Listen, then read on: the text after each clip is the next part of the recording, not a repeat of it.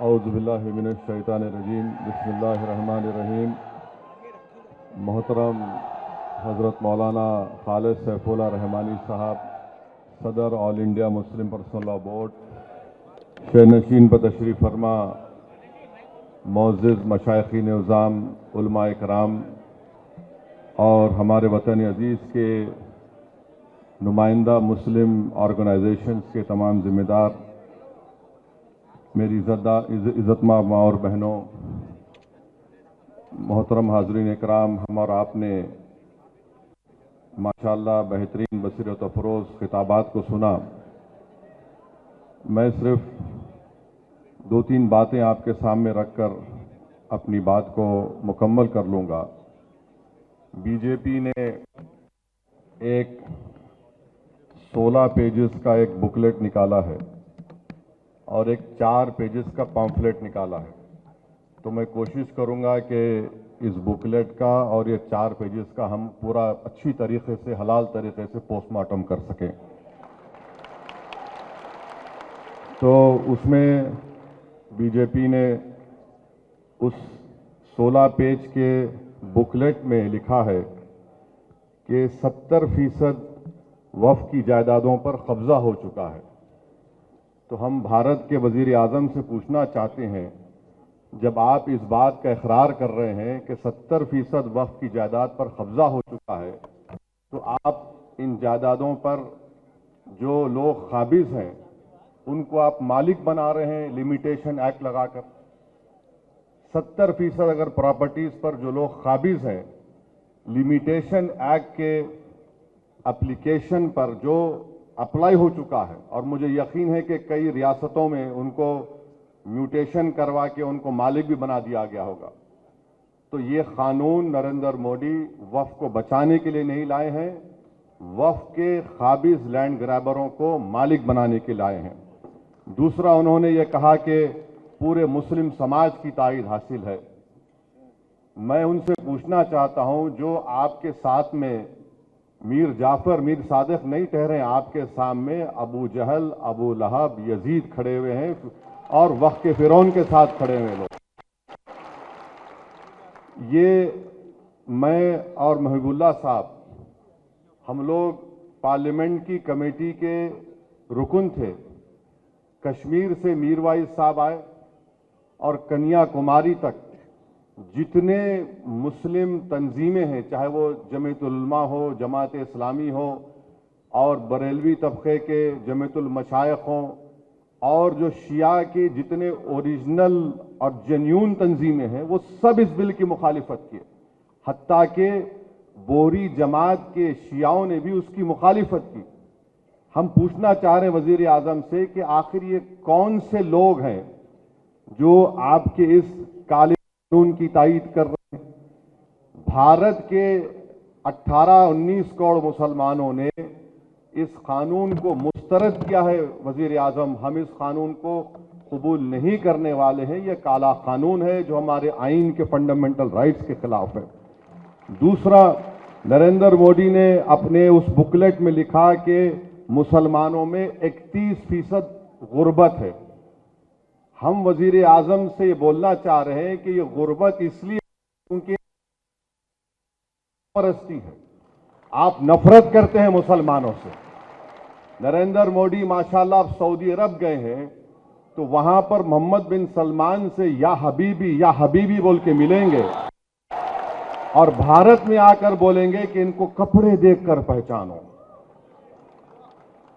اب تیسرا یہ ہے کہ ایک بی جے پی میں بہت زیادہ انمول رتن ہے، مغل بادشاہ اکبر کے پاس بھی نہیں تھے ہوں گے، مودی کے پاس بہت انمول رتن ہے۔ کسی نے پارلیمنٹ میں کھڑے ہو کر کہا کہ یہ مسلم دیش میں وقف نہیں ہے۔ ہم اپنے وزیر اعظم سے بول رہے ہیں کہ جب آپ کا پلین سعودی ایئر سپیس میں آیا تو محمد بن سلمان کی ایئر فورس نے 15 F-15 سے آپ کا استقبال کیا، ہم ان کا شکریہ ادا کرتے ہیں۔ وہ محمد بن سلمان سے پوچھ لیں کہ کیا مدینہ شریف میں رسول اللہ صلی اللہ علیہ وسلم کے روز مبارک کے آگے ایک بہت بڑی بلڈنگ ہے جس میں لکھا ہوا انگریزی میں وقف عثمان بن عفان رضی اللہ تعالیٰ عنہ۔ وہ پوچھ لیں जब सऊदी अरब जा रहे हैं तो गले मिलते पूछना ये हबीबी ये सही है क्या, क्योंकि बोर्ड लिखा हुआ है। तो हर इस्लामी मुल्क में, मुस्लिम मुल्क में, चाहे वहां पर जमहूरियत हो या बादशाहत हो, वक्फ का तसव्वुर है और रहेगा। तीसरी बात उन्होंने कही कि गुर्बत के ताल्लुक से नरेंद्र मोदी ने मुसलमान अक़लियतों के प्री मैट्रिक स्कॉलरशिप की स्कीम को 9वीं और 10वीं जमात तक महदूद कर दिया। Post matric merit come means का जो यूनिट कॉस्ट होता है, आपको मालूम एक अक़लियती बच्चा अगर स्कॉलरशिप के लिए अप्लाई करता है तो माहाना उसको 180 या 200 रुपये मिलते हैं। 2008 से उसमें इजाफा नहीं हुआ है। फिर इनका ये बोलना कि मैं बुकलेट का पेज नंबर 7 बोल रहा हूं मीडिया के लिए, उसमें उन्होंने लिखा कि सेक्शन 40 को हमने उड़ा दिया। मैं मोहिबुल्लाह साहब उस कमेटी के मेंबर थे। वजारत अक़लियती बहबूद ने अपने जवाब में कमेटी को ये कहा कि सेक्शन 40 का इस्तेमाल 30 साल में 500, जिसमें से 8 मरतबा को, तो ये सेक्शन 40 का जो एक तस्वुर खड़ा किया गया कि जहां पर हाथ रख दिए वक्फ हो जाती है, लिख कर दिया मिनिस्ट्री ऑफ माइनॉरिटी अफेयर ने। ये इनका दूसरा झूठ। तीसरा, उस बुकलेट के पेज नंबर 8 पर उन्होंने लिखा कि खवातीन के बारे में कि हम खवातीन को मेंबर बना रहे हैं। नरेंद्र मोदी झूठ बोल रहे हैं, उनकी सरकार झूठी है। 95 के एक्ट में कम से कम 2 खवातीन का तकर्रुर था, अब इन्होंने सिर्फ 2 कर दिया और ये बाजा बजा रहे हैं कि मुस्लिम खवातीन को मेंबर बना रहे हैं। नरेंद्र मोदी, अगर आप में वाकई में आपकी हुकूमत में, बीजेपी में मुस्लिम खवातीन से मोहब्बत है तो मैं आपसे गुजारिश करूंगा कि आप बिल्किस बानो को अपने घर में बुलाकर अपने हाथ से चाय बनाकर पिलाने की जरूरत नहीं है आप में। अगर आप में मुस्लिम खवातीन से मोहब्बत है तो गुलफिशा फातिमा 5 साल से जेल में सड़ रही है तुम्हारे बनाए हुए काले कानून की वजह से। तो ये कानून, फिर उसके बाद ये कहते हैं कि सफ़े नंबर 11 पर दिल्ली के 123 प्रॉपर्टीज का जिक्र करते हैं उनके उस बुकलेट में। सच्चर कमेटी ने कहा कि 123 प्रॉपर्टीज दिल्ली के जो हैं उसकी 2008 में लागत 7,000 करोड़ रुपए सच्चर कमेटी ने कहा, और ये वक्फ की प्रॉपर्टी है, उसको हवाले करना चाहिए वक्फ बोर्ड को। फिर ये कहते हैं कि हमने सच्चर कमेटी में फुला लिखा है। सच्चर कमेटी ने लिखा कि जो काबिज हैं उनको हटाने के लिए प्रीमाइसेस ऑफ एविक्शन एक्ट को लागू करो, आप वो भी नहीं करते। फिर उसके बाद ये एग्जाम्पल दे रहे हैं कि यहां कब्जा हो गया।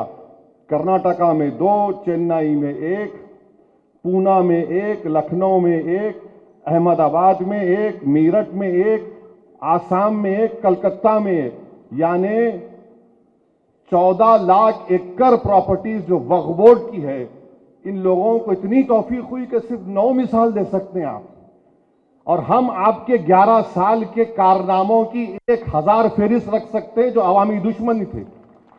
ये आप 11 मिसालें दे रहे हैं, और एक मिसाल दे रहे हैं चेन्नई के तिरुचिरापल्ली की। मोहिबुल्लाह साहब बैठे हैं चेन्नई में, जब हम गए थे वहां के गांव के लोग आकर कमेटी को बोले कि हमारा कोई मसला नहीं है, वक्फ से मसला खत्म हो चुका है। मोहिबुल्लाह साहब बोले हमारे सामने आकर, अब यहां पर उसका जिक्र करते हैं। अच्छा, फिर एक गुजरात के एक मुकाम का जिक्र कर रहे हैं, वो एक जजीरा है, वो जजीरे के ऊपर एक किसी औलिया अल्लाह की मजार है, खबर है, और वहां के मछेरे समंदर में जाने से पहले उनका एक रिवाज है, वो एक बकरा काट के जाते थे।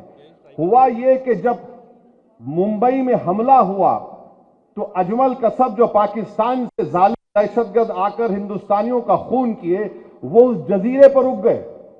तो जब से वो जजीरा बंद हो गया तो आप बोल रहे हैं वो हम छीन लेंगे। अरे उसका वो दहशतगर्द आए तो उससे हमको क्या करना है, तो उसकी मिसाल आप दे रहे हैं। आप जाइए कि ये कानून में फिर नरेंद्र मोदी ने कह दिया कि सबको हिंदू जमीन नहीं दे सकता। अभी चले गए हमारे पंजाब के सिख भाई, संगरूर एक गांव है जहां पर हिंदू धर्म के मानने वालों ने, उनके गांव में कोई मस्जिद नहीं थी तो उन्हें जमीन दी मस्जिद बनाने की। वहीं पर बेंगलुरु में एच.एम. बादशाह नामी एक शख्स ने, सुनिए, एच.एम. बादशाह नामी शख्स ने अपनी जमीन दी एक मंदिर की मरम्मत के लिए, और मुल्क में कोई झगड़ा नहीं हुआ, कोई फसाद नहीं हुआ। अब ये कानून बनने के बाद बादशाह मंदिर को जमीन दे सकता है, मगर कोई हिंदू मस्जिद बनाने के लिए, कब्रिस्तान के लिए जमीन नहीं दे सकता। इससे मुल्क का इत्तेहाद नरेंद्र मोदी कमजोर कर रहे हैं। फिर अभी जिक्र आया कि अभी कहा गया कि अब्दुल के बारे में, नरेंद्र मोदी को हम बताना चाह रहे हैं कि अब्दुल एक गीरतमंद मुसलमान होता है। अब्दुल पंचर जरूर बनाता है, हलाल की कमाई कमाता है, और अब्दुल ने अपना घर आपके दोस्त की तरह, जिसके जू में जाकर आप जानवरों के सामने फोटो लिए वजीर आजम, जिसके घर में शादी हुई तो आप हाथ पकड़ पकड़ कर खुश होकर चले, अब्दुल किसी यतीम खाने पर अपना घर नहीं बनाया, आपके दोस्त ने बनाया है। और इस कानून के जरिए सेक्शन 2 जो बनाया गया है, बोरी लोग कह रहे थे, हमारे दाऊदी बोरा लोग कह रहे थे कि सेक्शन 2 से हमको वक्त से निकालिए आप, उनके पास फिक्र अलग है, दाइल मुतलक का कॉन्सेप्ट है। उन बिचारों को आपने बुलाकर उनके सामने उनकी तौहीन कर दी। मैं पार्लियामेंट में खड़े होकर कहा कि आप तो बोरियों का नाम ले रहे थे और आप बना दिए ट्रस्ट, यानी नाम बोरी का हुआ मगर फायदा मुकेश भाई के मुंह में गुलाब जामुन चला गया। अच्छा, आगा खानी को क्यों डाले? इसलिए डाले क्योंकि आगा खानियों का ट्रस्ट था जिसको इस शख्स ने पूरी दुनिया में कहीं पर भी खरीद सकता था और यतीम खाने बनाया। तो आगा खानी को डालकर, आगा खानी से ही मोहब्बत नहीं है, उसको फायदा पहुंचाना था, और उनको फायदा हो गया क्योंकि सेक्शन 2 पर कोई स्टे नहीं है।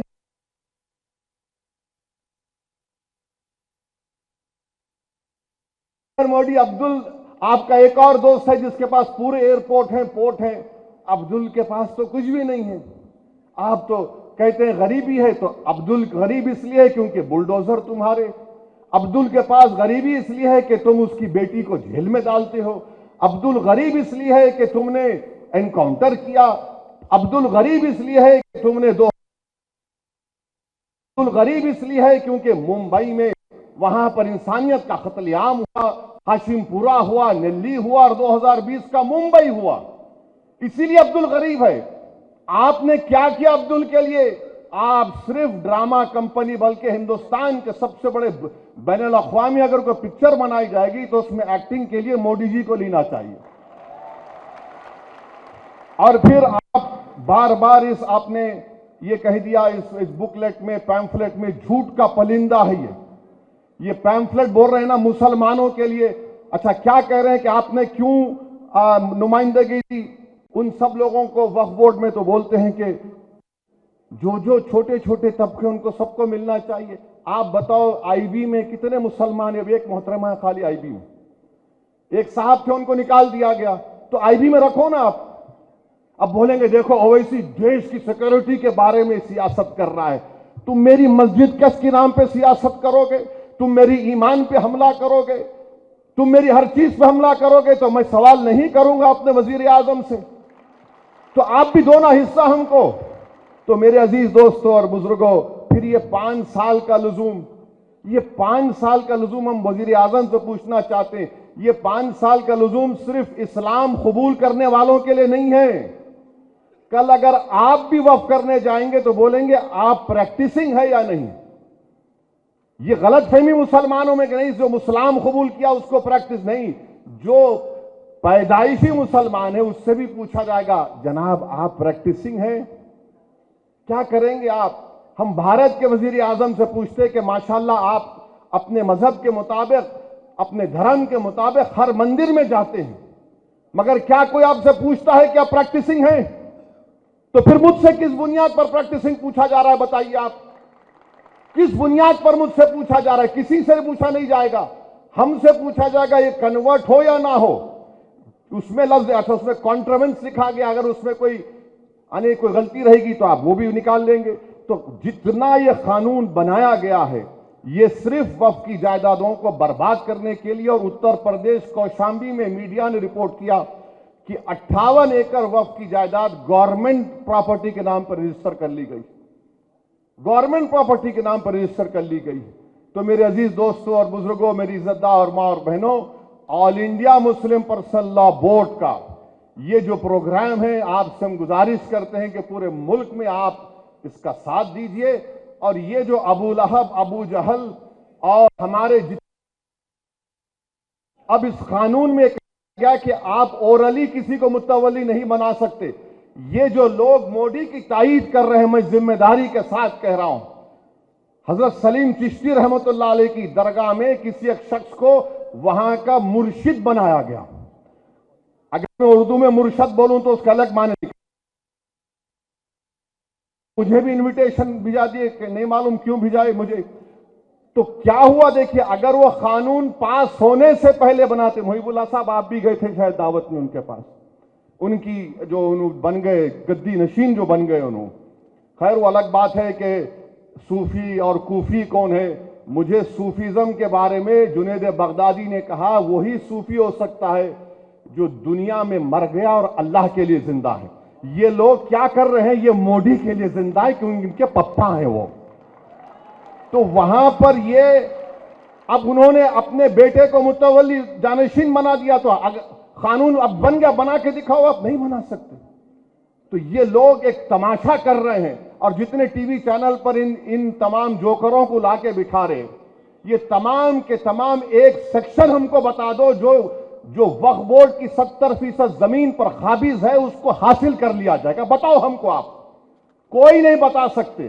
قانون اس لیے بنایا گیا تاکہ آر ایس ایس کے 100 سال کے جشن جو منایا جا رہا ہے، یہ آر ایس ایس کو ایک تحفہ دینے کے لیے اور اس ملک کے سیکولرزم کو، اس ملک کی آئین کو کمزور کرنے کے لیے، اس ملک کی تہذیبوں کو ختم کرنے کے لیے اور مسلمانوں کے ایمان پر، ان کی مذہبی عبادت گاہوں پر نشانہ بنانے کے لیے۔